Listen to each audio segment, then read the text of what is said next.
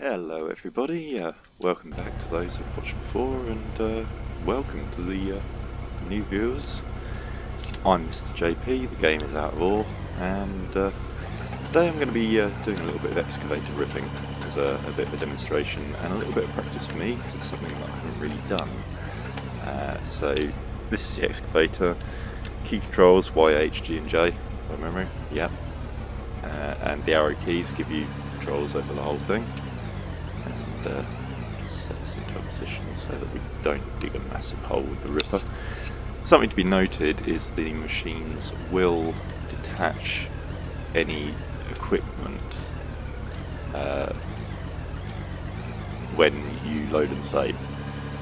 So if you just want to use an excavator for digging, I suggest a fixed bucket model to avoid these shenanigans that I'm messing with at the moment, since you have to get your clamp in the right position to attach. What's going on here? Okay, so there are the cleats. The attachment position is in a, there we go, sort of funny place. You have to find double cleats to the double cleats, and then click attach, and you immediately dig a hole. So it is best to park your rippers and tools and buckets and stuff somewhere that isn't next to your road. But as you can see, the ripper just dug a hole, and it's slowly being filled in, but you can see that there's not as much material there as there was. So the first lesson about these tools on these excavators is don't leave them in the ground, because they do funny things. So we'll just quickly level that up, because otherwise I know that I'm going to end up putting a track or something in there. Okay, so let's back it up.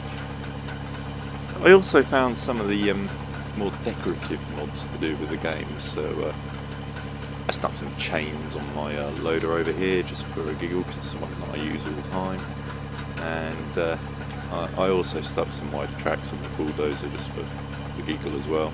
At some point I might play with the dump truck tyres, we'll see. So yeah, I'm just going to go in over here with the ripper and just rip this lump of rock over here out, mainly for practice. Something I haven't done before, and we'll see how this goes. First thing to do is probably raise that before I roll and find somewhere stable to park. There we'll do. Okay, here we go. So yeah, up and down keys do this movement, left and right do the movement of your tip, which I'm going to put right out at the moment. Y and H do the up and down. You can use a mouse, you can use a joystick. I actually rather like the keyboard for simplicity. And G and J give you your rotational vector. So let's see how. Zoom in a little bit as well, so that I don't get into all these camera shenanigans with all of the overhead stuff that's around here. Okay. See how this goes. It's actually really the first time that I've used this thing, so.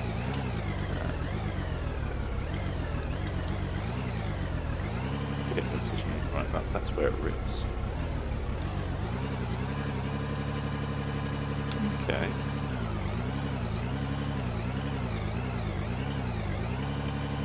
Getting there.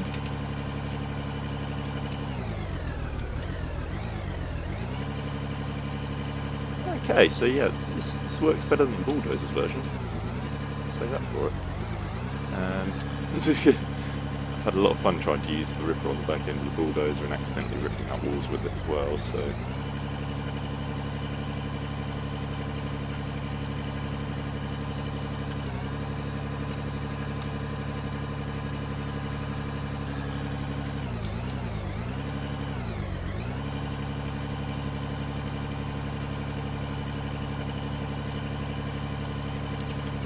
Yeah, this isn't going so badly.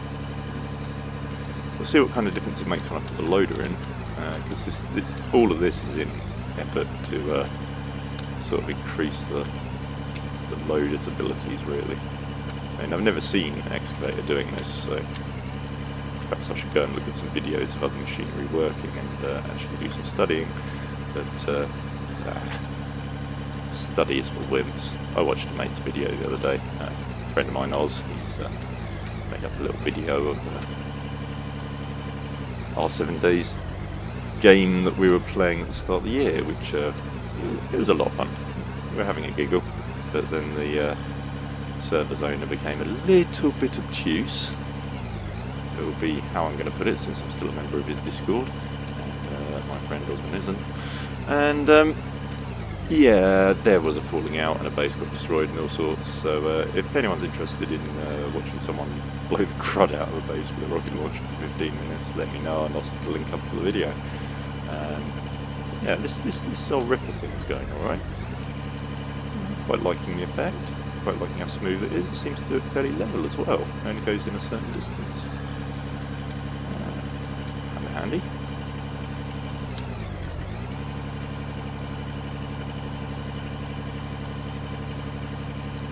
Not sure about the amount of material it's generating, but we'll just reposition, because as you can see I'm being popcorned to death under here.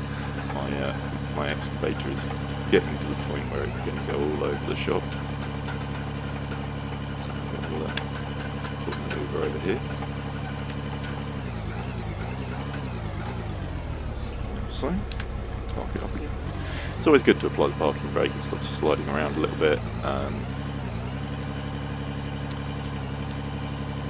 Ensures a lack of craziness. Now, did you see the back rake on it there? That's interesting, because that generated a lot of material. I wonder.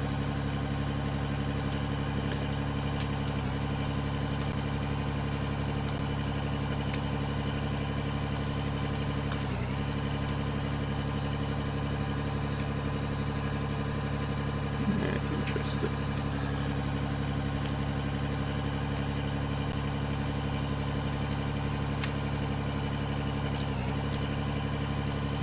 It's actually quite tough, this material. I was expecting that to dig in a lot more than that just there. Maybe I've got the angle wrong.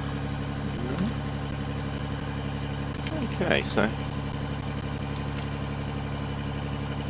ripping into the rock face with this is working, and it's making a darn mess, so I'm going to have to clear that up. Yeah, so okay, rotating whilst with the tipping is a bad move. It does rip it out well.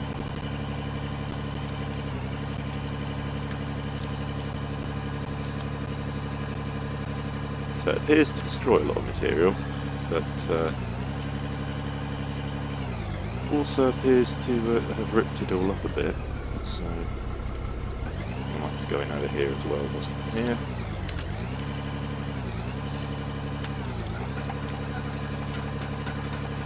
See whether I can trunk the decking above with it.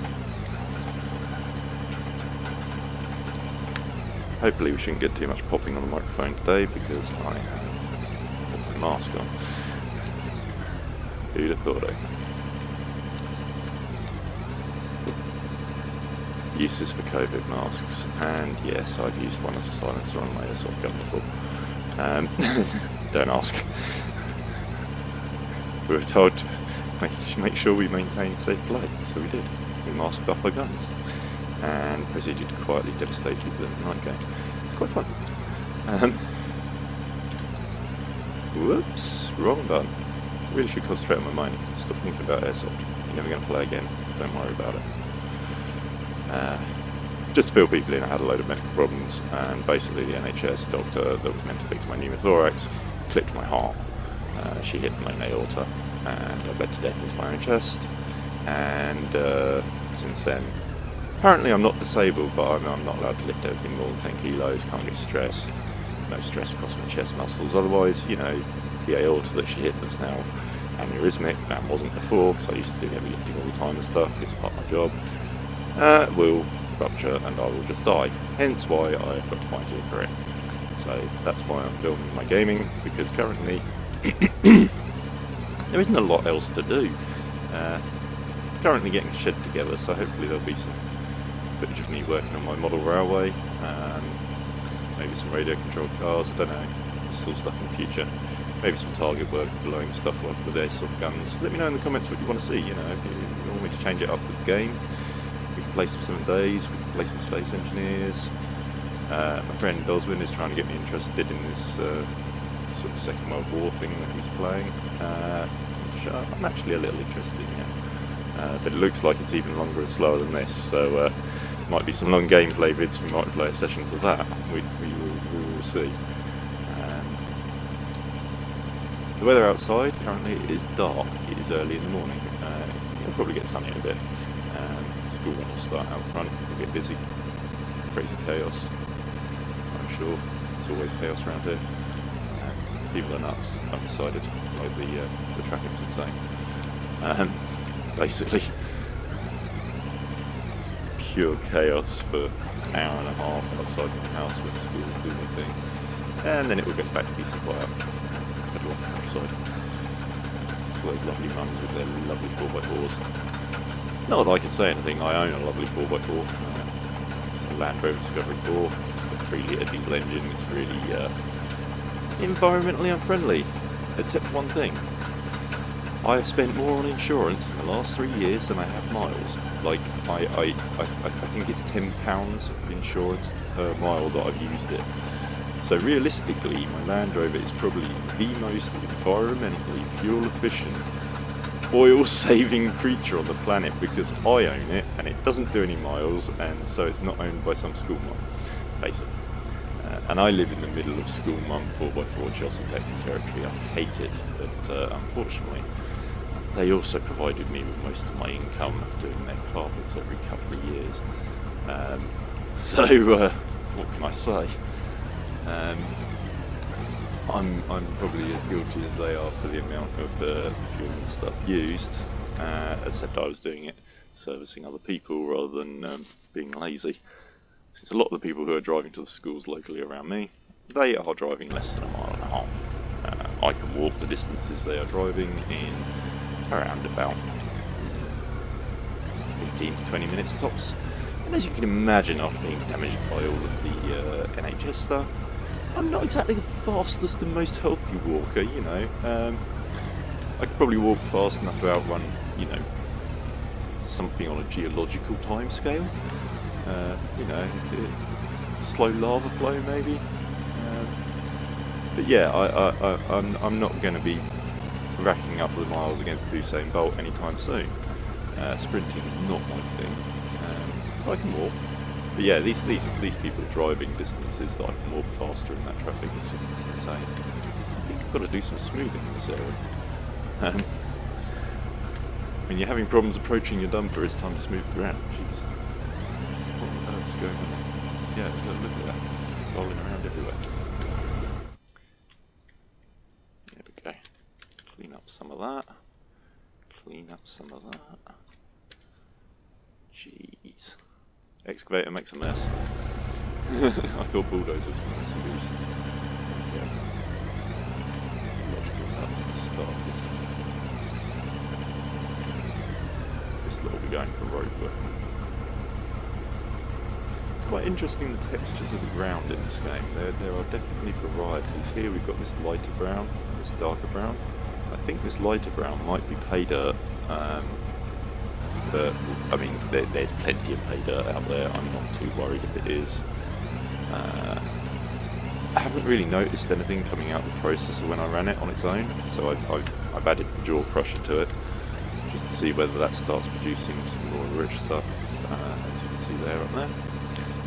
Dump parked under it, ready to catch some stuff, and there's a surge area going in up the top for dumping of loads of pay dirt up there. So I'm going to create sort of a surge area of pay dirt, possibly out of the stuff in this hole, before I fill it back in with mud material for road building. Because that's what this is sort of waste area for the machinery. Yes, it's a coal deposit, but there's a lot of coal deposits around. So I'm not really worried about burying a coal deposit. I can always go sort of down the valley a bit, in the wall of the valley that's sort of where the road is, and go under the road and back into the seam. Might not be a bad idea because there is actually a seam just below the hill down there. You can see. So I could probably go into that seam and then drill through to this with a pile of explosives or something. It'll make a nice video.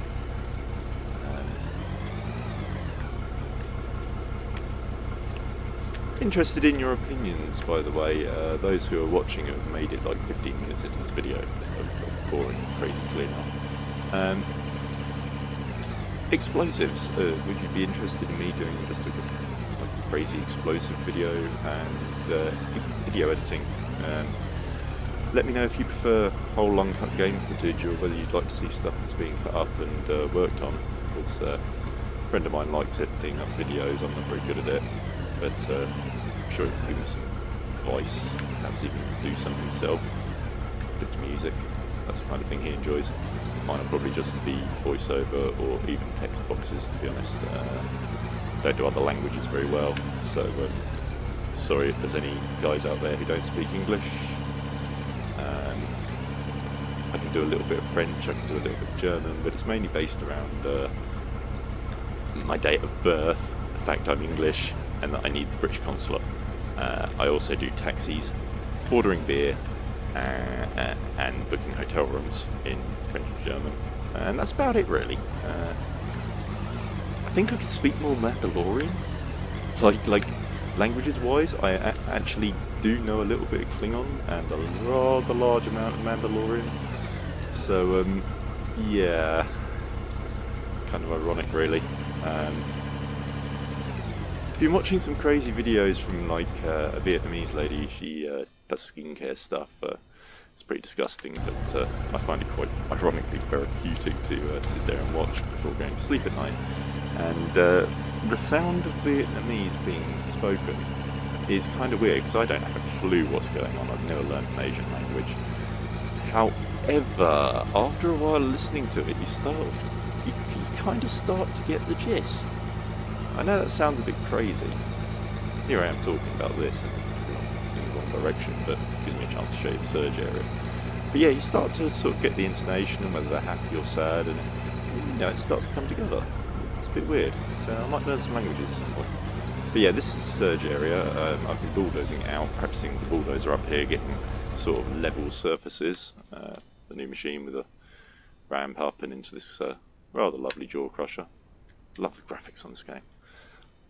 Like the detail. It's not high detail. I've got the graphics all set on low, but even so, it's the small things like the cooling fins on those motors there. You've got the diesel drive mechanism. It just this one's probably the barest processor in the fact that you've got this drum that's rotating and nothing. Oh no, there is a motor on it down there. So yeah, it's nice. Someone's gone to a little bit of effort here. It doesn't take much to go to a bit of effort. And to get a nice effect without heavily loading the graphics. People seem to forget this. They go for all graphics and no gameplay.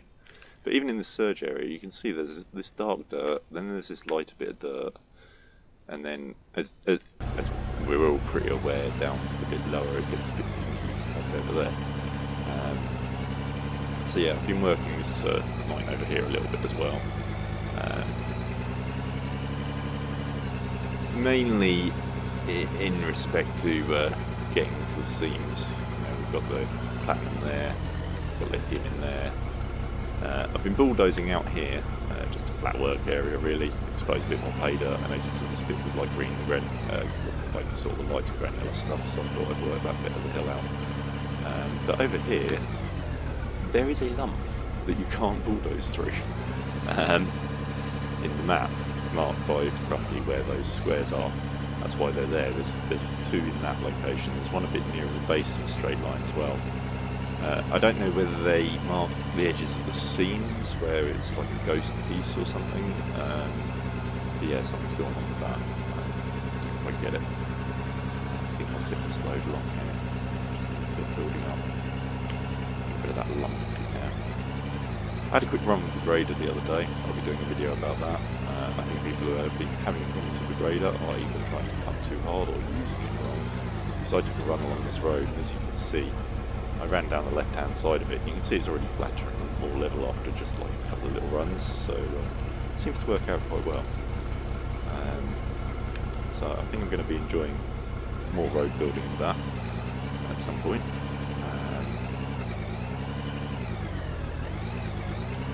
Build this up a little bit along this edge.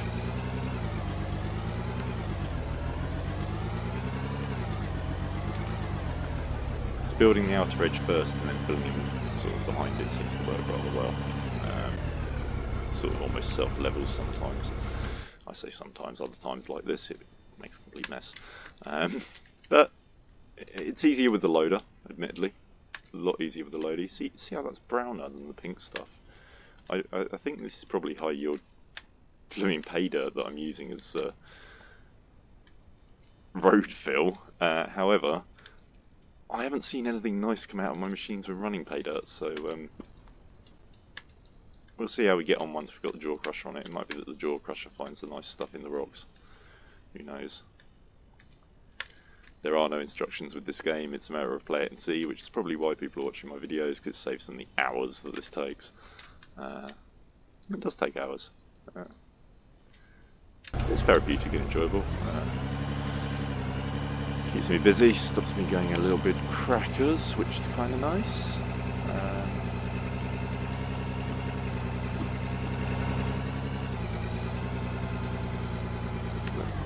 I suppose a lot of people would argue I am pretty crackers. End of story.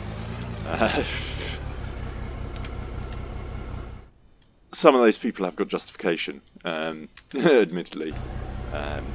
Quite a big guy, and I don't like seeing other people get bullied. So, yeah, I've got involved on more than one occasion, and probably I shouldn't have done. At the same time, the person I was defending was kind of grateful. I'm not big, I'm not hard, I don't have scars or anything like that.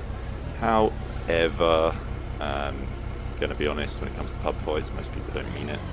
And when you're a trained martial artist from a very young age, who was in probably the form-up of the MMA, before it was the MMA, when it was UFC or whatever it was at the start, because all of the fighters that were in the beginning of it were people I trained with, which is interesting. But what it leads to in a pub fight is this crazy 6'6" nightmare that's perfectly willing to grab you by the ankles and bite your balls off. Which has resulted in a couple of interesting conversations with a copper. On another occasion, a friend of mine who, yeah, poor bloke, he's ginger, it's not his fault. I understand this. He's a great guy. Sure, he's got a bit of a temper and he gets a bit emotional sometimes, but that's ginger for you. If you can handle that, it's fine. I like ginger guys, I don't like ginger girls. Okay, yeah, he got dragged into a fight as we were walking past in Portsmouth, and he genuinely did nothing. We were walking past talking, and a hand just came out of the scrummage, grabbed him and punched him. So yeah, he's gone into the pack and lost his temper, as you can imagine, and started walloping people. I've gone in after him to try and drag him out of it, and grabbed the first guy who's got his back to me. Sort of grabbed him off my mate and chucked him out of the way, when I've been grabbed from behind suddenly and unexpectedly. So this person's gone to armlock me. I wasn't happy, so I reversed it and spun round before he's got a full hold, and yeah, clunked him in the head with one elbow, and the other arm sort of got tangled up with his and broke it. He's gone down on the deck screaming. He's in a suit. He looks kind of nice. He doesn't look like he's part of the fight. I'm getting worried at this point. There's a sound of running feet, and I've looked up and there's a uniformed copper running in. I've immediately screamed friendly, because at this point I am. I mean, don't get me wrong, I'm no friend of the cops, but at the same time, you've got a hard job to do. Give them a break, man. If you respect them, they're normally pretty respectful to you, and he is pissing himself with laughter. I'm like, what the hell? And the guy on the floor is yelling, arrest him, he just assaulted a copper. I'm looking at the guy on the floor like, what the fuck is a copper? What are you saying? I'm looking at him screaming, no ID! Where was your ID? And the uniform goes, he's got a point, and I'm laughing because that's CID on the floor. So yeah, 2 days in the cells. I never actually saw the inside of the cell. What I saw was the interview suite, or a custody suite, or whatever they want to call it. I got coffee and I got food, and I was treated all very nicely and everything. Until eventually this guy comes in this really nice uniform, like he had all the shiny buttons on and everything, apologised to me and asked me for permission. So that was kind of cool. I won't say which city it was in, I won't say which police force. However, he asked me whether I would be willing to accept his apology. I was. After 2 days I was more than happy to get the hell out of there and back to my mate's flat. Ironically, my ginger mate didn't even get pulled. Like, he didn't even end up at the station with me, they just took his name and address. I gave that address when I said I was leaving, so yeah, hopefully everything was cool. I never heard anything about it again, so that's the main thing. Kind of funny though. I'm hoping the next time the police try to arrest me, they, identify themselves first. It's kind of handy.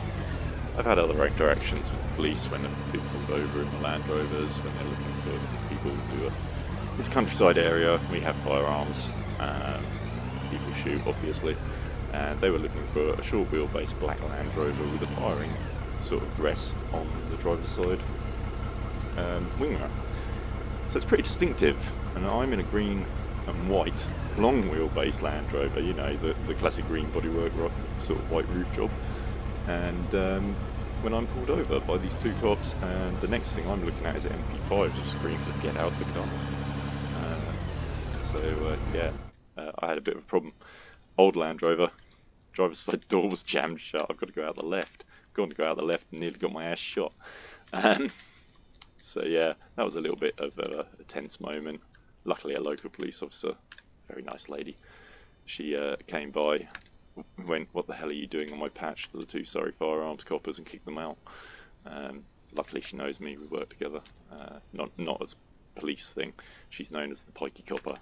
She does a lot of work with horses and stuff. So when someone's lost a horse and it's got out, and it's a matter of can we find it? It's known for kicking people. We all tend to get out in the countryside and have a little look around. Same applies to missing children and bodies, really. So for a while, in my early 20s, I used to get a phone call when someone went missing, which was kind of fun. Anyway, I'm rambling about stuff that's not gaming again, so I'm going to wrap this up and get on with some more digging and tidying up of this hole. I just want to square it off and level it off, and then I'm going to start cleaning up the top and running machines. So yeah, it's a long game, this game. It takes a little while. Much coal actually ended up in the back of that. Alright. Guess this load is going to be tipping. I don't know how much it's paid up for. It's $3 a ton. Yeah. I'm not going to go and filter it through that machine. So filter it through the machine, I'm going to go down the hole again. I may well end up conveying waste material away from there. Or these tiles don't seem to allow material to form into piles on it, so I might put these tiles under the sorting drum and just destroy all the waste material. But it seems pretty dumb. That waste material is used for road building gear and build-up gear for later on. Because later on, once you start getting down into a deep hole, you're probably going to either need to cut roads out the sides or build a road in. And so having some dirt lying around that you can just dig that you know is being processed and isn't going to waste anything, probably necessary. I mean, perhaps I'm being too tight about waste, worrying about it too much. But years in industry make me a bit sort of, yeah, you can't waste that, you've got to process it first before you chuck it away. Like, there's copper in it. Everyone used to laugh at me, but now in these days of energy conservation and material shortages, people like me are probably going to be valuable again. So did the NHS wipe me out? I'm not entirely wiped out, still got a brain. Maybe I can get job support with operator, I don't know. Anyone in the southern UK who's watching who needs someone with a brain for a job, please drop me a message. Because I sat around playing a game about construction equipment here. Like, if someone's got a machine operator job, I'm in. Just accept the fact that if I lift up anything heavy, I'm probably going to die before an ambulance can get there. It's quite funny, you get all these people with like extreme sports, you know, they go downhilling and they wreck themselves on mountain bikes. And then they go into the NHS and they get fixed and everything's cool. No one lectures them on the fact that they're killing themselves by getting on a mountain bike, you know, it's really dangerous, etc, etc, they should stop. But if you're a smoker who's paid more tax, who's paid for the NHS, you get all these lectures and basically all your health issues get blamed on smoking. Which, considering that I ended up needing surgery because the doctor made a mistake, is kind of ironic. You know, just you pay a load of extra tax, you get hammered for it. I haven't looked up the tax figures, but I do know that the tax on cigarettes, it pays for a good chunk of the NHS a year. If it was that bad and that dangerous, yeah, they banned it in public places and everything. And I completely agree with that, actually. I've always been an outdoor smoker. I smoked indoors in pubs, obviously, but mainly because I was in uniform working the bar. And if you're on your own working the bar, you sort of have to sit at the bar and have a bag, you know. So in pubs I did smoke indoors, but like other people's houses, I just never liked smoking in them. So, but yeah, if it was that bad, they'd have banned the sale of it. You dig? You know, there's a reason they didn't ban the sale of it. It has nothing to do with public health. It has nothing to do with whether it's dangerous or not, and everything to do with the fact that there is a shed load of pension funds attached to British American tobacco. Like the amount of pension money that has gone into the tobacco companies for return, as investment in pensions, is huge. So all of your parents and your grandparents have got stocks and shares in their own income because they're part of the baby booming generation, and not broke like the rest of us who were born after 1980. Yeah, a lot of their income on their pensions is going to be invested in safe stocks and shares like British American Tobacco, Esso, BP. So British Airways, ironically, that's a big stable one for investment firms for pensions a few years back. So you're wondering why they didn't stop the planes during the COVID crisis? Because stopping the planes meant eradicating a load of pension funds. Like you dig, everything's connected together. So yeah, we won't get into any sort of COVID conspiracies or the Chinese trying to destroy the world. But personally, I think releasing COVID may have been an accident, it may have been deliberate. I know it's deliberately worked on disease. I'm not going to go into it because it's a little bit scary, but there are people out there on YouTube. And therefore, it may have been part of a Russian-Chinese plan to devastate the world economy before launching the Ukraine war, which also devastates the world economy and looks pretty pointless, but when you look into it, there's some trade route agreements and stuff just before the war that make it in Russia's interest to wipe out the Ukrainian rail system. So we won't get into domination of the Black Sea and that kind of thing, because there are oil supplies there and it's always about oil. But the next move in the Russian-Chinese domination thing is that Russia make Ukraine into a centre of attention for the West. The West spend all of their military might supporting Ukraine and winning that stupid war against a load of conscripts that the Russian government really doesn't care about. Whilst the Chinese and the Russians in another theatre launch an offensive that is well planned, modern, integrated, a full spectrum battle plan. And that battle plan will be successful because everyone has exhausted themselves against what is effectively a load of muppets in Ukraine. It sickens me the fact that the propaganda shows basically the Russians to be inept, and the Russian forces are fighting the battles like it's the Second World War again. The tactics and materials they're using are supply, which means you don't learn how to fight the modern Russian army in Ukraine. You're just exhausting yourself. They're learning more about you and how you're going to react to them invading somewhere else, such as Taiwan or somewhere in the Far Eastern Theatre. Everyone forgets Russia extends all the way to the Far East, so it could get quite interesting. It's, as I say, I think there's a game plan being played out here that is bigger than a lot of people would think. Unless it's true that Vladimir Putin has Parkinson's disease or something like that, because that does cause mental problems. Believe me, I know. Basically, world leaders aren't dumb. They don't do things for fun, and they don't do stupid things. To bear that in mind, everything is normally planned.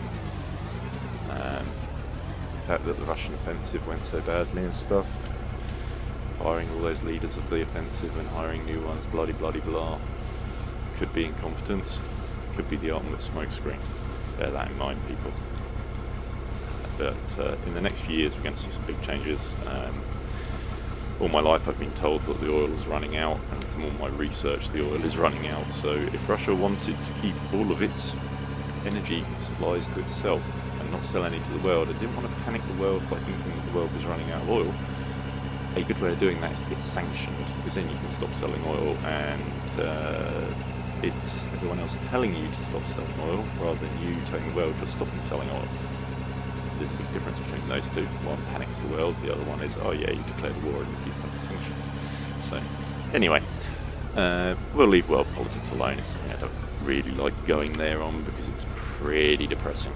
And I'm going to keep clearing this hole out, clear out that surge area, build up some surge power for the machine, and then a bit later on today we'll be doing a video of me running that. Ripping out with the excavator appeared to work quite nicely. So thank you for tuning in and putting up with my rambling. Let me know in the comments if there's subjects you want me to talk about. I have literally been on my own since the start of COVID with my parents and my friend. I've heard 4 voices in like the last 3 months, so any comments, likes, subscribes, whatever, they are all really appreciated. So thank you very much again for tuning in, and have a great day.